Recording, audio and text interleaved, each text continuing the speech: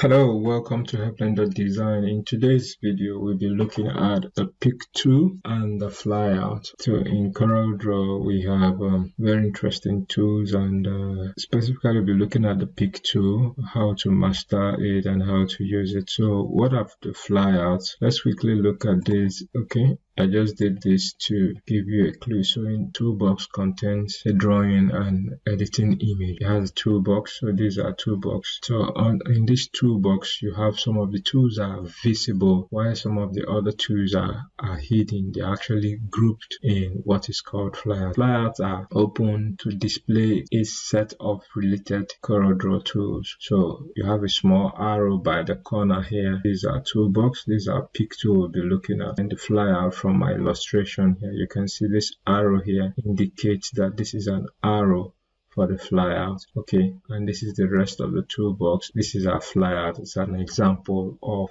the pick tool flyout. You may be wondering why my user interface is actually different from what I have in this illustration here. I have a tutorial, okay, on customizing your user interface, so you can find it up here. Today we are looking at the pick tool. So like I said, on the toolbox here you have tools that are related, and when any of the tools that you see an arrow, this right arrow by the right corner here indicate that it has a flyout. So when you click on that, you have the drop down of the related tools. So when you click on this flyout arrow, we have the pick tool, we have the freehand pick tool, and we have the free transform. So we're going to look at them one after the other. So for the first one, the pick tool.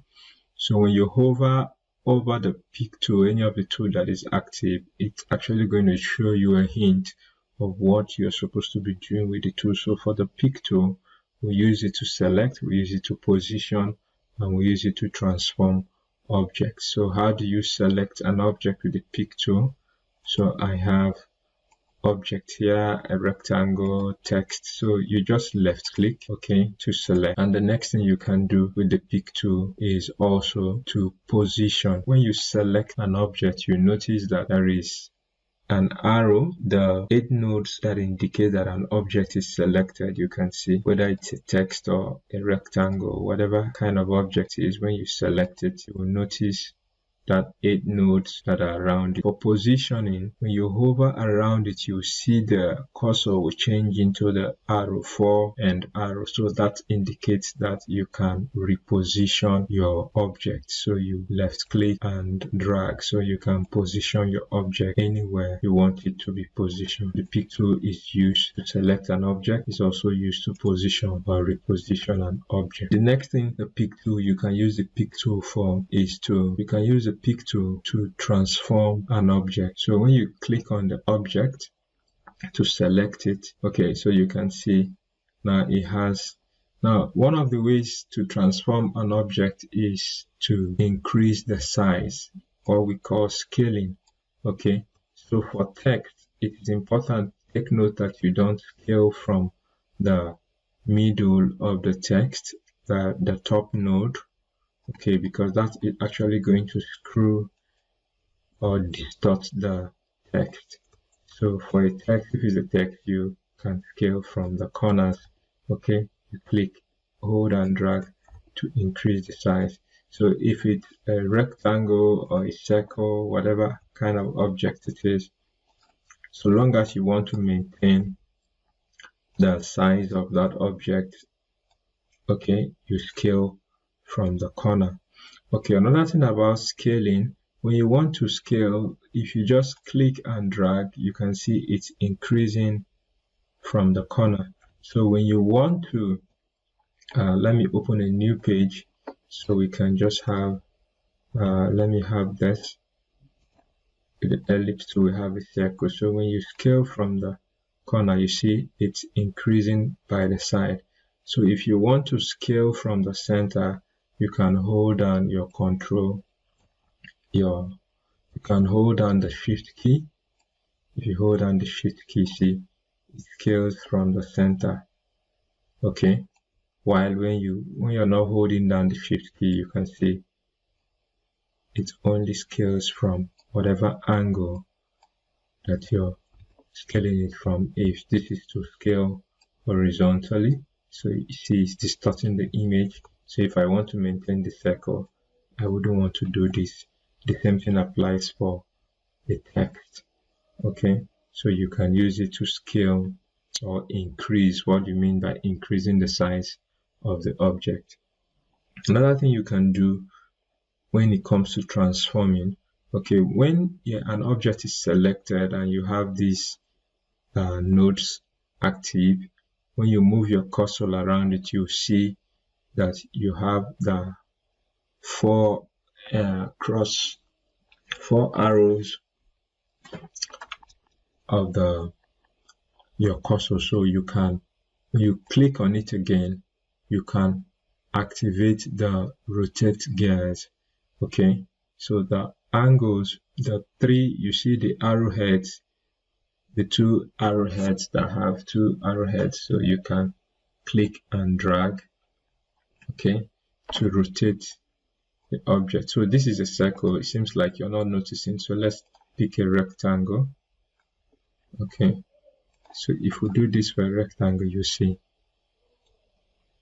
you can easily notice.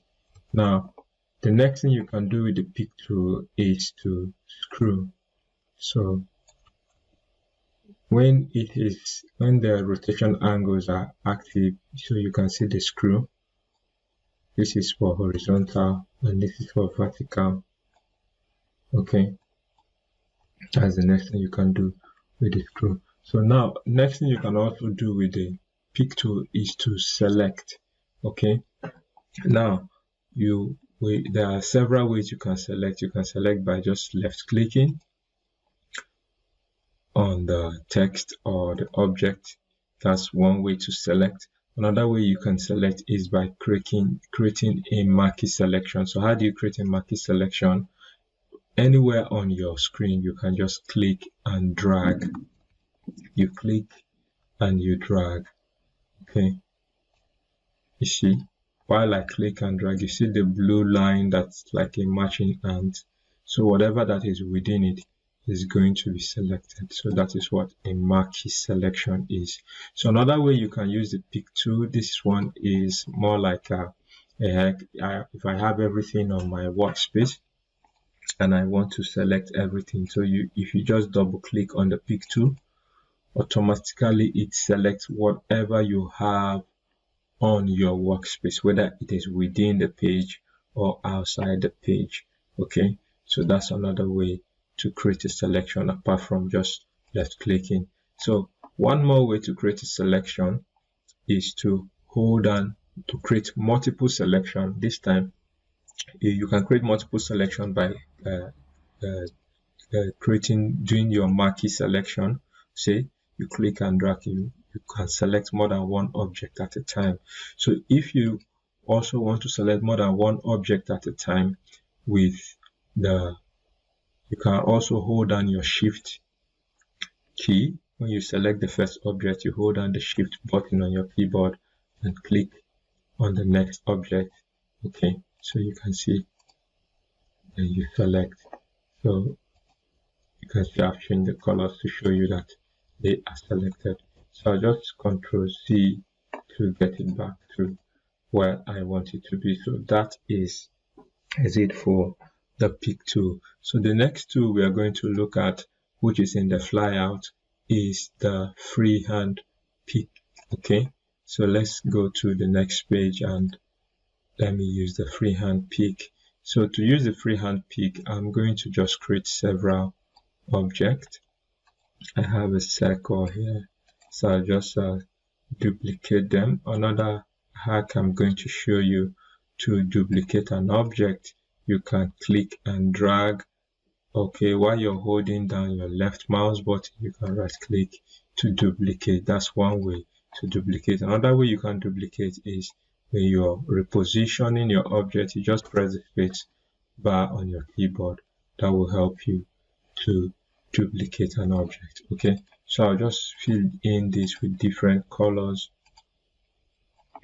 and so we use and I'll just scale this down a little. I'll scale this down a little, and also scale this up. Okay, and clear this.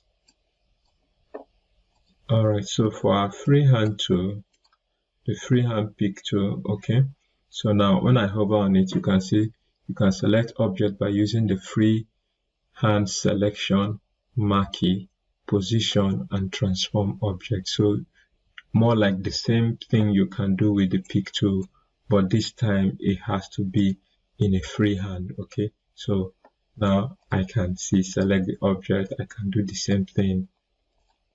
Okay, so the unique thing about this is the freehand pick tool is the unique way the marquee selection works. So when you, unlike the pick tool, you have to just click and drag to create the selection, but this time whatever that is not within the selection, this is very unique. So you can see. All right, if I have multiple of these and I want to select a certain group of them, so to click and drag, so whatever I have within, just make sure your selection is done properly. Whatever you have within the marquee is what is going to pick. So then you can also, with the freehand selection, you can also reposition.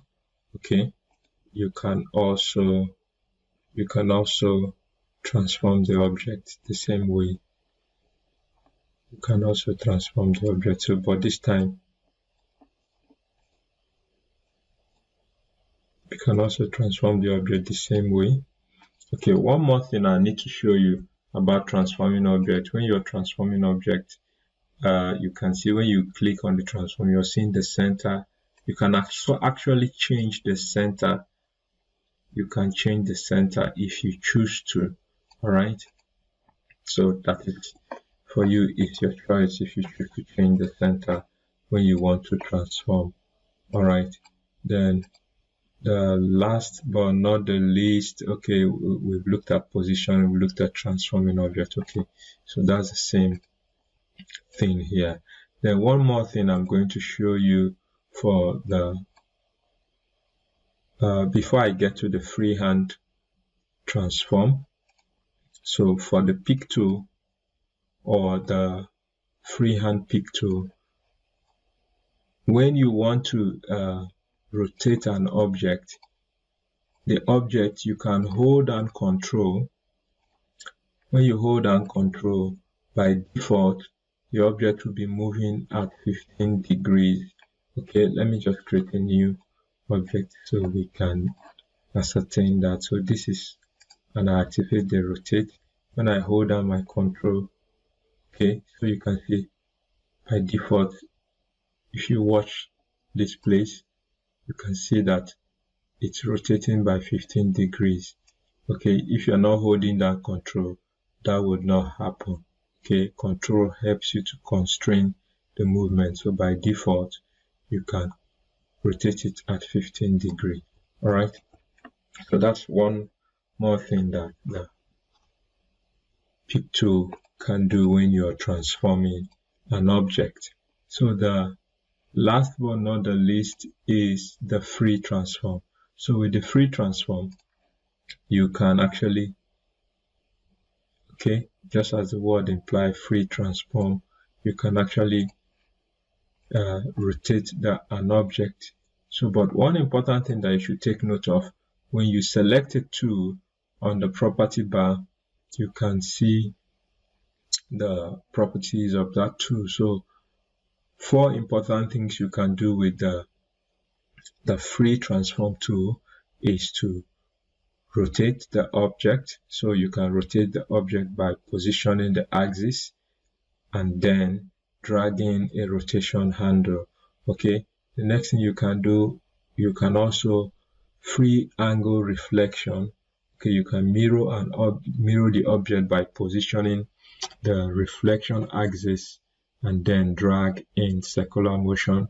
And for this one, you can also change the object dimension by positioning the scaling center. Okay, so let's go with the screw first. So this is the screw, the freehand screw, so you can slant an object position by screwing the axis and then drag. So you can see. Okay, so you just carefully do this, whatever you choose to do, so you can get this done. Okay, so the next thing you can do with it, which is the free scale. Okay, see, you can change the size of the object. I think I need to delete all this other one so we can get to see this function properly. Okay, so you can see now we have freehand. Okay, so you can see you can scale this up. Alright, so you can change the position. Alright, and we have also the flip. So you can carefully use this. Alright, so wherever you click becomes the center. That's the unique thing about this. Wherever you click first becomes the center of your rotation.